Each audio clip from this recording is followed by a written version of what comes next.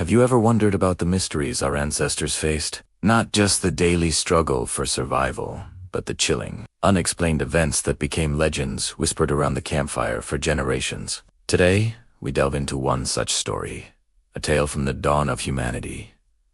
The mystery of the first hunter who vanished. Imagine a world cloaked in shadow and lit only by the moon and stars. Our story takes place in a small, tight-knit tribe living at the edge of a vast, untamed wilderness. Among them was a man named Kale.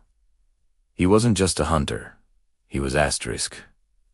The Asterisk hunter. His skill with a spear was legendary. He could track a deer for days, read the wind like an open book, and provide for his people when no one else could. Kale was their hero, their lifeline. One evening, under the haunting glow of a full moon, the elders decided a special hunt was needed. The tribe's stores were low, and the winter promised to be harsh. Kale, as always, accepted the challenge. He sharpened his best flint spearhead, checked the tension on his bow, and gathered a small, trusted party of fellow hunters. There was an unusual stillness in the air that night, a silence that felt heavy.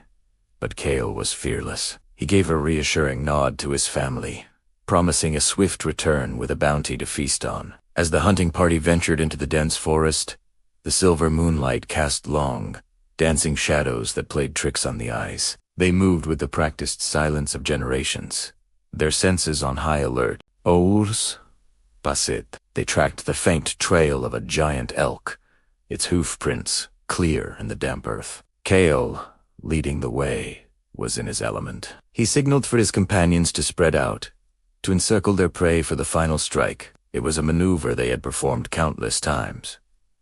But then, something went wrong. A sudden, unearthly cry echoed through the trees, a sound unlike any animal they knew.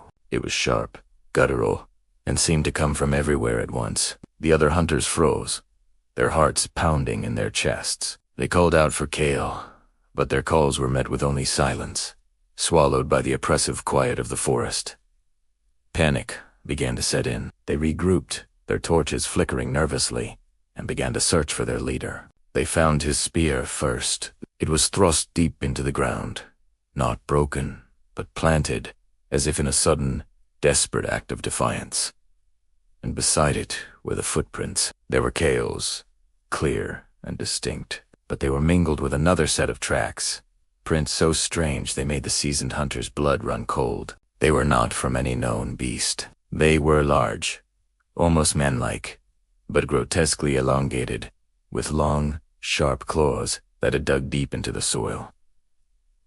The most terrifying part, Kale's tracks led to this spot, and then they simply stopped.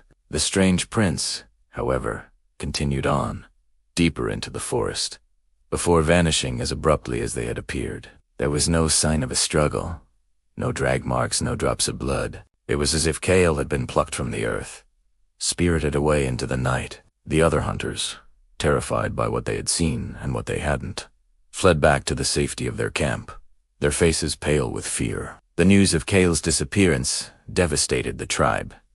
He was more than a provider. He was a symbol of their strength. His absence left a void that couldn't be filled. The elders debated. The shamans consulted the spirits, and search parties scoured the forest for days. But they found nothing. The strange footprints were gone, washed away by the morning dew, leaving only a chilling mystery. What had happened to their greatest hunter? Theories and fears swirled around the flickering campfire. Some whispered of angry forest spirits, ancient guardians of the woods who had claimed Kale for some unknown transgression. Had he hunted in a sacred grove? Had he disrespected an ancient law of nature? The shaman claimed to have seen visions of a tall, shadowy figure, a creature that was neither man nor beast, stalking the moonlit woods. Others believed a rival tribe was to blame, perhaps a stealthy warrior, cloaked in animal skins, to disguise their tracks, had ambushed Kale. But no tribe, they knew, possessed such cunning or left such bizarre prints.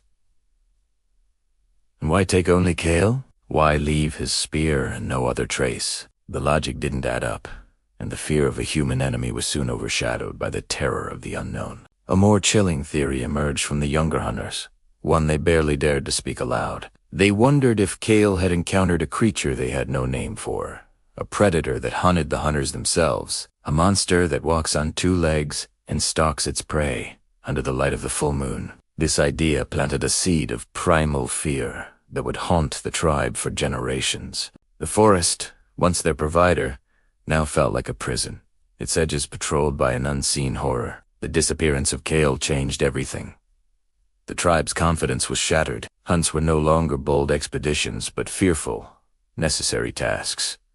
They never hunted on a full moon again. That night became a taboo, a time to huddle close to the fire and tell the story of Kale to their children, not as a heroic tale, but as a warning about the things that lurk in the dark, just beyond the firelight. Kale's story became their first great mystery, a piece of oral history passed down through countless generations. It was a permanent reminder of their vulnerability in a world far more complex and dangerous than they could ever fully comprehend. The strange footprints were never seen again, and the hunter, Kale, was never found. He simply vanished into the Stone Age night, leaving behind a question that would echo through time. What truly happened when the first hunter disappeared? This story, or versions of it, might be one of the oldest ghost stories in human history. It speaks to a fundamental fear of the dark and the unknown that we still feel today. What do you think happened to Kale? Was it a spirit, a rival, or something else entirely? Let me know your theories in the comments below. Thanks for joining me on this journey back in time. If you enjoy exploring the mysteries of our ancient past, be sure to like this video and subscribe for more stories from the dawn of humanity. Stay curious, and we'll see you in the next one.